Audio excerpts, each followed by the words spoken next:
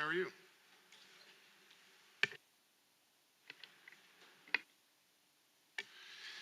Okay, good afternoon. I think we do have a quorum, so we will go ahead and get the meeting started, and maybe some others will be joining us as they can.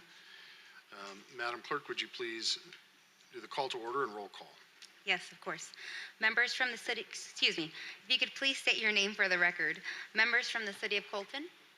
Donna Echeverria. Members from the city of Loma Linda. Phil Duper. Members from the county of San Bernardino 2nd District. Members from the county of San Bernardino 5th District. Joe Baca Jr. present. And members from the city of San Bernardino. Helen Tran. Juan Figueroa. And I'd like to note for the record that Member Charette is also in the audience. Thank you, sir. You're an alternate, correct? Well, yeah.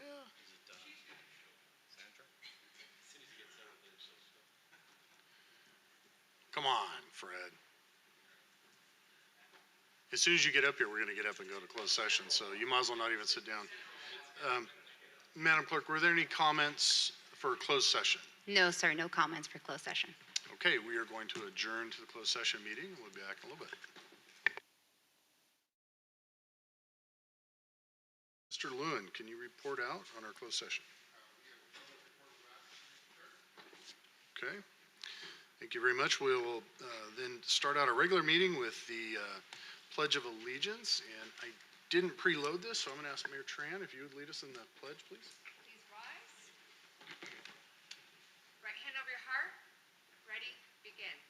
I pledge allegiance to the flag of the United States of America, to the republic for which it stands, one nation, under God, indivisible, with liberty and justice for all. Thank you, ma'am. Mr. Burrows, are there any items to be added or deleted? No items, sir. Thank you, sir. We will deal with conflicts of interest as they arise. Moving on to informational items. Number 2A, Mr. Burrows. So we had a nice surprise late last week, and Jillian's going to help us talk about that. So as you all know, this used to be an Air Force base, and it's taken many, many years and a whole lot of people and team effort to be able to get it to the place that it is today. That includes our partners to this day with the United States Air Force and agencies like EPA. And this year we were the base designated for the facility, in excellence for base reuse. And this is something that we have applied for off and on over the years. And with a base that was closed in 1994 to finally be the designee, was pretty special. So the Air Force is working with their teams on doing an event out here to celebrate that. But hot off the press from DC, and your base is now the awardee for this year. So.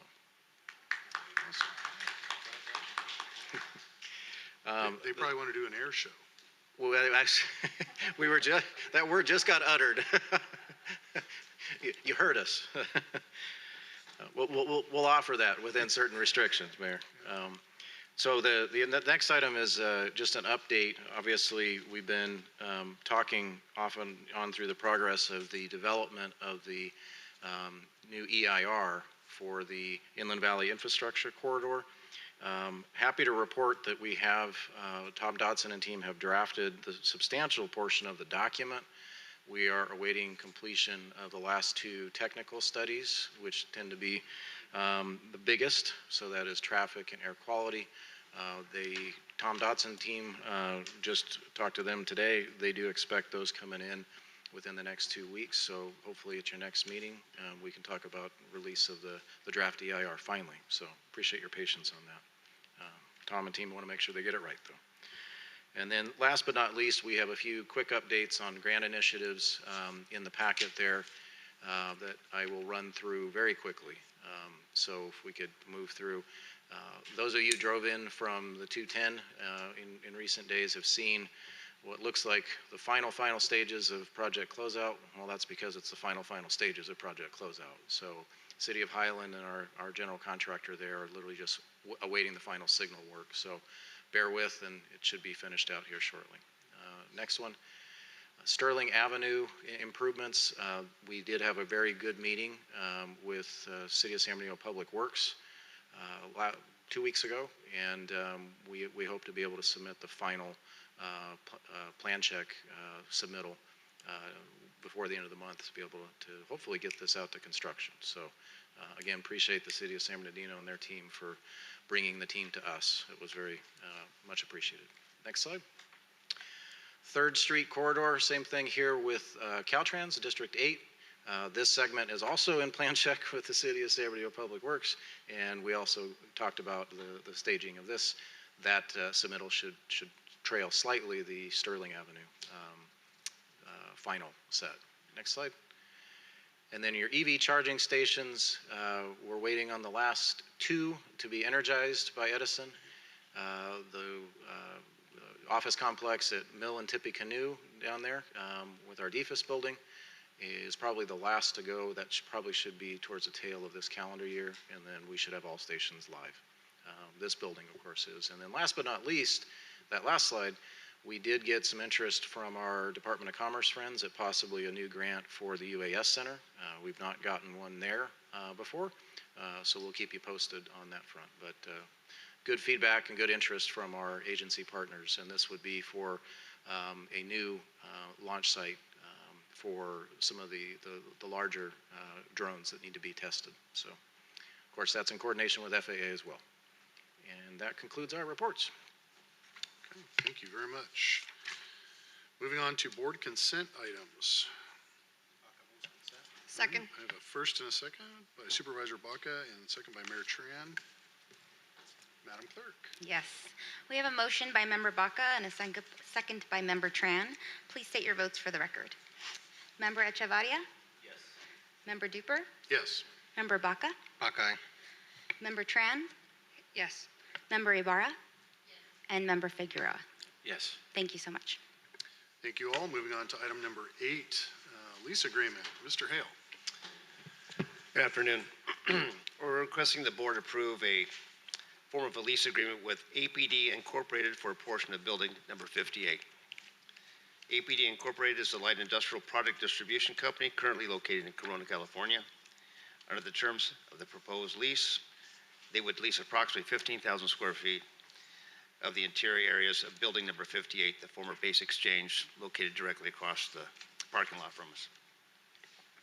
The fiscal impact for the coming fiscal year would be approximately $160,000.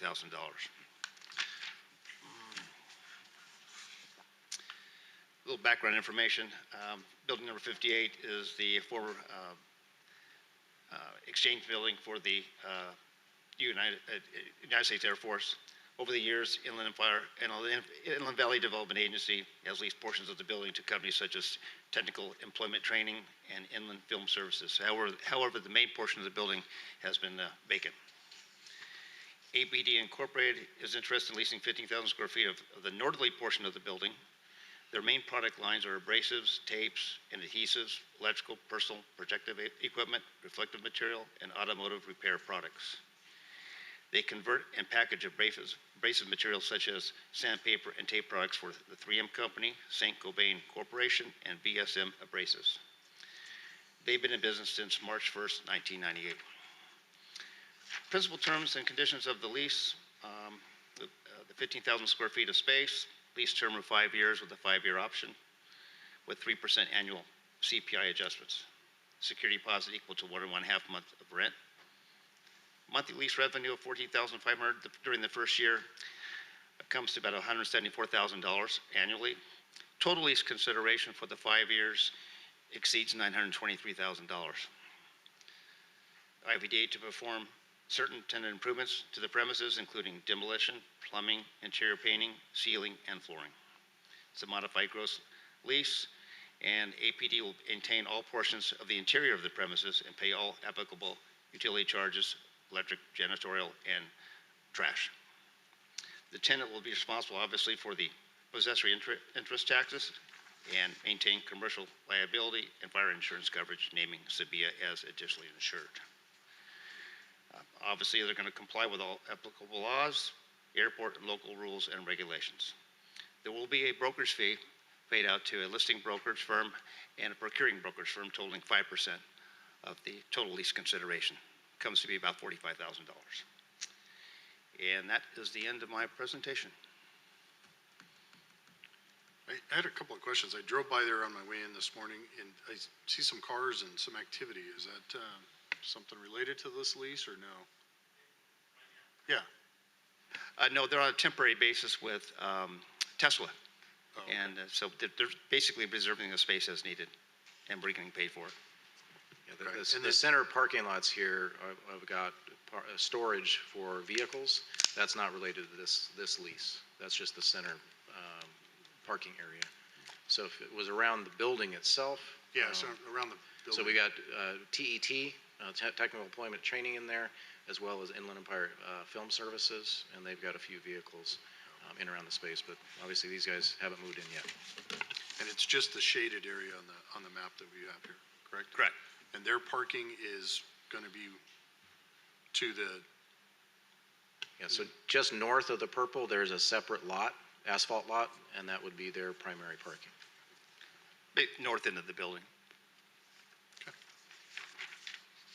any other questions?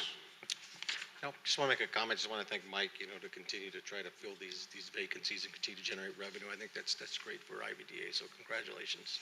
I'll make a motion to move. First by Supervisor Baca, Second. second by Mayor Tran. We have a motion by Member Baca and a second by Member Tran. Please state your votes for the record. Member Echevarria? Yes. Member Duper? Yes. Member Baca? Buckeye. Member Tran? Yes. Member Ibarra? Yes. And Member Figueroa? Yes. Thank you. Thank you very much. Moving on to item number 9, another contract. Mr. Barrow. Thank you, Mayor.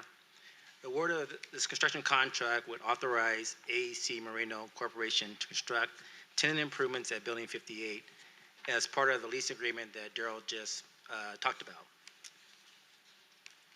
2 items to this. One is asking for approval of a $56,000 increase to our capital project fund account 50281, Building 58 tenant improvement, to provide funds to construct this tenant improvement.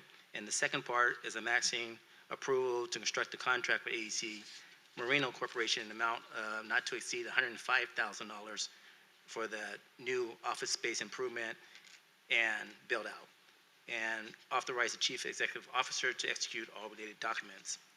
Staff recommends that the board approves the above recommended actions. And if you have any questions, I'll be happy to answer them.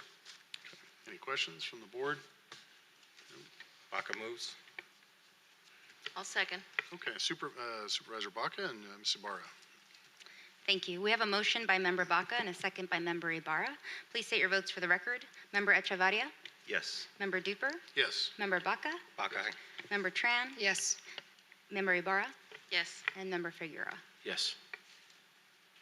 Okay, moving on to number 10, approve the form and employment agreement with Mr. Burrows. Mr. Lewin. Okay. Mr. Burrows, as the RCO, has an employment agreement that currently is 2-year term. It will be expiring on June 30th. The IVDA board just completed his annual review, which is provided for under the agreement to be completed in June. It was a very favorable review. If the board decides here to proceed forward with a renewal of the employment contract, it will once again be for a 2-year term. It is a joint agreement with Sabia, and compensation under that agreement is allocated 50% to IVDA, 50% to Sabia. This contract will need to go forward to Sabia at their next meeting, which I believe will be in 2 weeks on it. In terms of the compensation to it, the board approved a 5% increase in compensation, which would be for a total amount of $319,300. There again, that would be allocated 50% to the IVDA and will require the Sabia board to approve it. They always have the discretion of their own end at that side. We would recommend, or as your legal counsel would recommend, approving the attached employment contract at that compensation level. Okay, any questions, Move for approval. comments? We have a motion by Mayor Tran. Second by Supervisor Baca. We have a motion by Member Tran and a second by Member Baca. Please state your votes for the record. Member Echevarria? Yes. Member Duper? Yes. Member Baca, Aye. Member Tran, Yes. Member Ibarra, Aye. and Member Figueroa. Yes. Thank you. Thank you very much. Moving on to item number 11. This is our budget. I don't see Mr. Kuzenow. So I forgot to mention earlier, you're going to see virtual Kuzino. He is remoting in to do the budget presentation. So Jillian and he have been communicating throughout the day so that he can present both Mark, of you know your what they budgets. say about the camera. Oh, no, you're not going to get the camera. So, thank you, Mayor. Thank you, Mike. I'm assuming that you can hear me. Yes, we can hear you. Okay, great. So, we'll go to page 87. We always begin our budget presentations with an overview of our budget structure and flow of funds. And with that, we go to the next slide, please, Jillian. Give me 1 second. Let me share the screen so everyone can see on the monitors.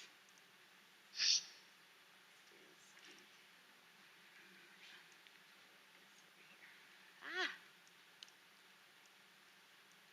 Perfect. Okay, next slide, please, Pete. Okay, the successor agency, which we're speaking to on this, is houses the wind down activities for IVDA's, JPA's former redevelopment powers, and the IVDA JPA administers the debt service and long-term property disposition plan for the remaining properties that we have. And it is funded with property tax increment that is generated within the IVDA's plan area, which is by statute a 3-mile boundary from the former Norton Air Force Base perimeter. Effectively, as far as the plan area actually goes, it is a 3-mile circumference from the approximate center of the former Air Force Base. So with that said, our tax proceeds are funded by the tax increment. They flow into the successor agency. And from there, they move into 2 other funds, our Redevelopment Obligations Retirement Fund and the Capital Projects Fund. The Capital Projects Fund is inactive. All the projects have been completed at this time.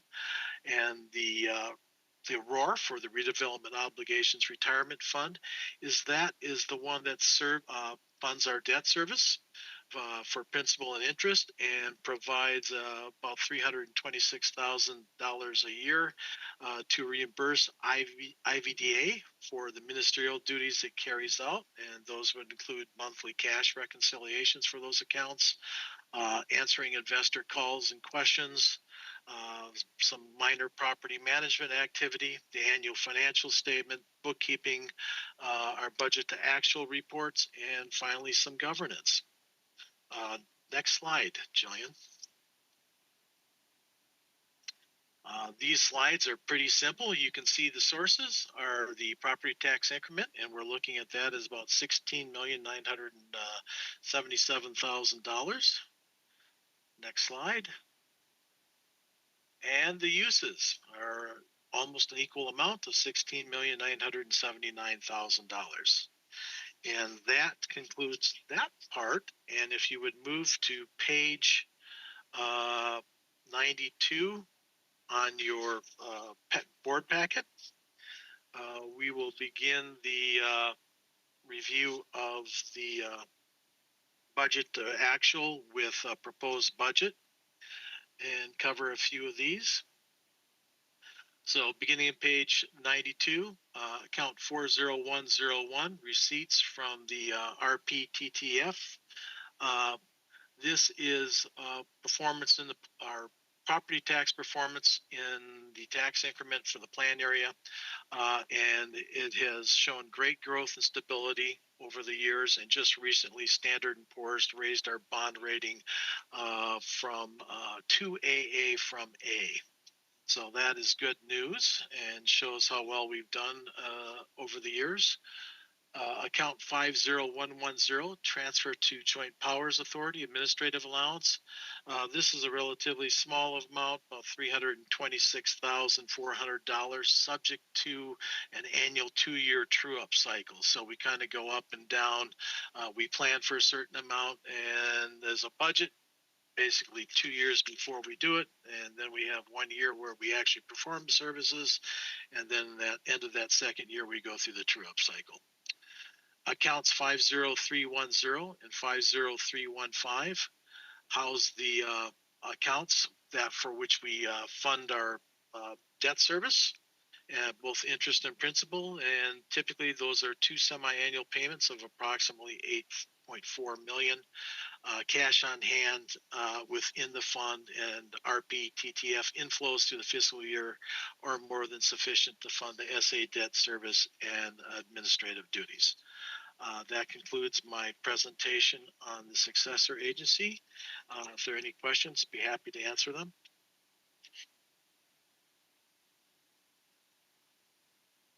Turn on my microphone. You want to just move into number 12 if there are no questions, or do we need to take a vote on this specific at this point? Okay. Baca moves. Motion by Supervisor Baca. I'll second. Okay, and a second by Member Ibarra. We have a motion by Member Baca and a second by Member Ibarra. Please state your votes for the record. Member Echevarria, Yes. Member Duper, Yes. Member Baca, Baca, aye. Member Tran, Yes. Member Ibarra, Aye. and Member Figueroa. Yes. Thank you. Okay, Mark, number 12.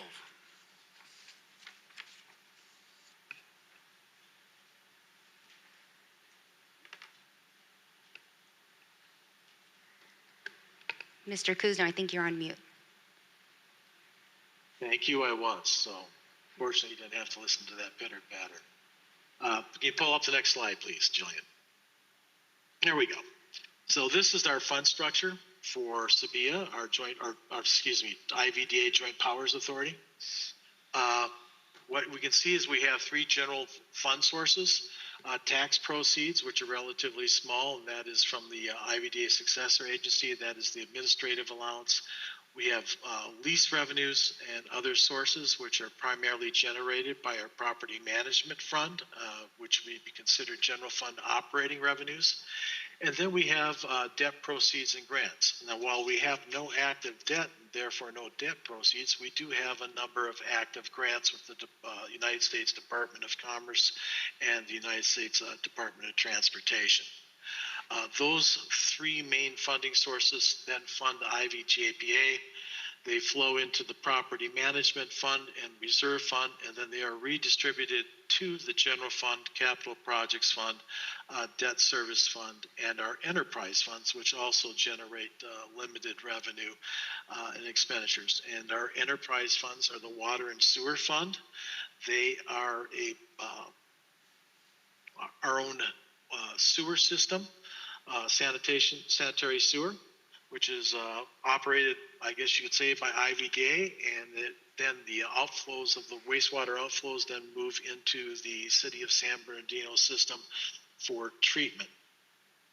Next slide, please.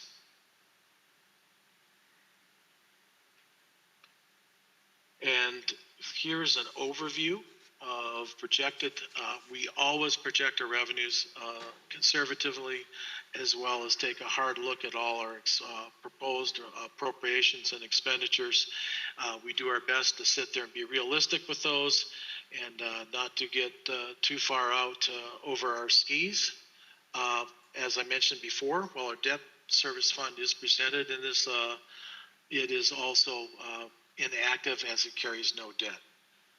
The general fund's economic development reserve is approximately 3.1 million. We've done have been trying to maintain that level for a number of years and continue to do so.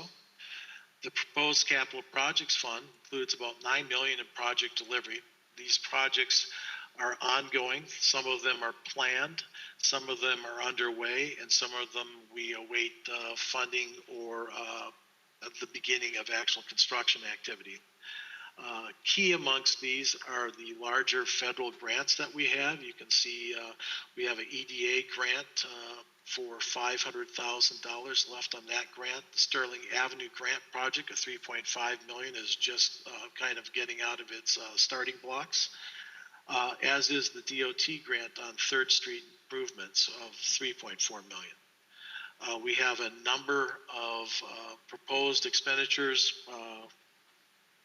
for tenant improvements in Building 48, DFAS 1, Building 58, and repairs to the Building 48 solar system. Next slide, please. And here you can see the sources of the funds by fund. Starting from the top left, we have the base reuse obligation reserve fund. It was only $102,000 this year. The general fund, we're looking at approximately $5.6 million. Property management fund, almost $2.9 million. Water and sewer is a $257,000. The UAS Center at SBD is $702,000 in projected revenues this year. And then the Capital Projects Fund at $8,047,000 reflects the number of grants that could potentially come into this IVDA. Next slide, please. The uses for this, we'll start from the upper top left with water and sewer, $245,000, basically paying for minor repairs and primarily for wastewater treatment. The BRORF, $600,500. Those will be transfers going to other operating funds of IVDA. The UAS Center at SBD, we're looking at almost $630,000 of expenditures this year. And the Property Management Fund at $3.2 million in expenditures. And finally, the General Fund at $6.5 million. And that concludes that piece of the presentation. And then we can move into page 102. We'll start with the general fund on the budget to actual with the proposed budget. And I will try to catch up with myself. There we go. So beginning with account 40005, transfer in from Sabia. This is a settlement of the services provided to Sabia by IVDA. There was previously a large balance that was reflected from the multi-year accounts settlement from the dissolution legislation and litigation, and finally the Department of Finance settlement. So all those prior year balances will be liquidated this fiscal year, and the only amounts in the intra-entity remaining will be those from current year services provided by IVDA to Sabia or any reimbursements due IVDA from Sabia. Account 40065, participation payments. We're looking at a $350,000 increase up to moving to $1.75 million, and this is from a new opportunity for use of IVDA easements, leasing those out.